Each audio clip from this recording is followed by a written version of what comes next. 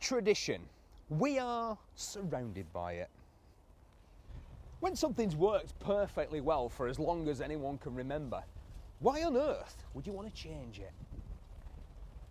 I mean, a lot of people got very upset indeed when BMW said that they'd made a Mini. And that's because the original Mini, the real Mini, as they would say, was more than just a car to them. It was a way of life.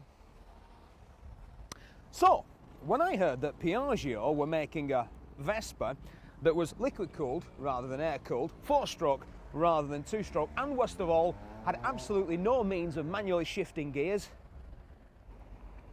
I nearly choked on my cappuccino. But that was before I actually saw a Vespa Gran Turismo in the flesh. And, well, just look at it.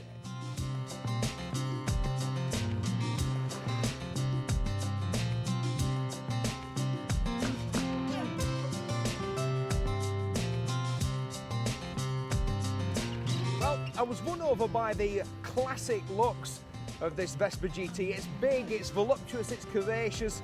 It's like a sort of Gina Lollobrigida or Sophia Loren of scooters. Try and translate that for the kids. It's a bit like, it's more your Jordan than your Britney. It's big and buxom, but I like it. The riding experience doesn't disappoint either. These big engine twist and goes, anything sort of over a 125 can be really jerky on takeoff, but this one is so smooth and so torquey. The performance it's quite startling really if you're used to traditional geared Vespas like I was. My 150 Super would struggle to outpace a vigorously propelled BMX bike, but this Vespa GT will have virtually any car from a standing start over about the first 250 metres, and that means that in the city it's just about unbeatable.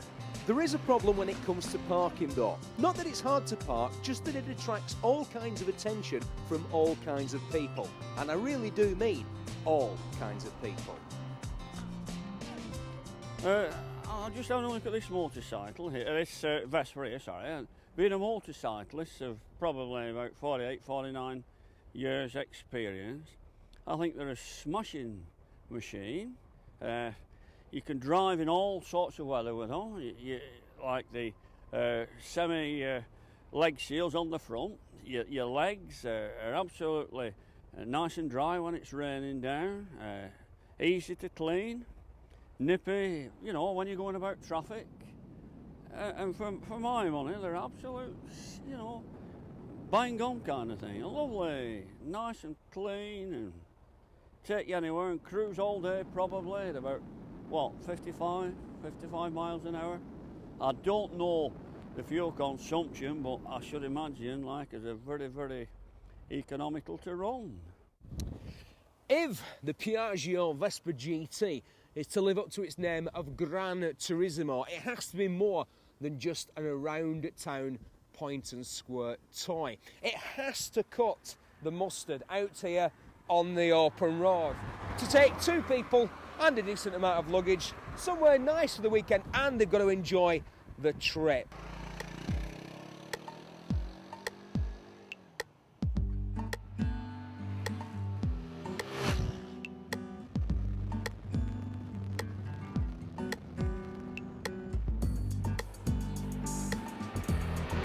Nice fat juicy rubber, powerful disc brakes and a stiff chassis for a scooter make the Vespa GT a real joy to ride out on roads like this. You'd be very surprised how fast you can chuck this thing through the corners. It's got much better ground clearance than any scooter I've ever ridden before.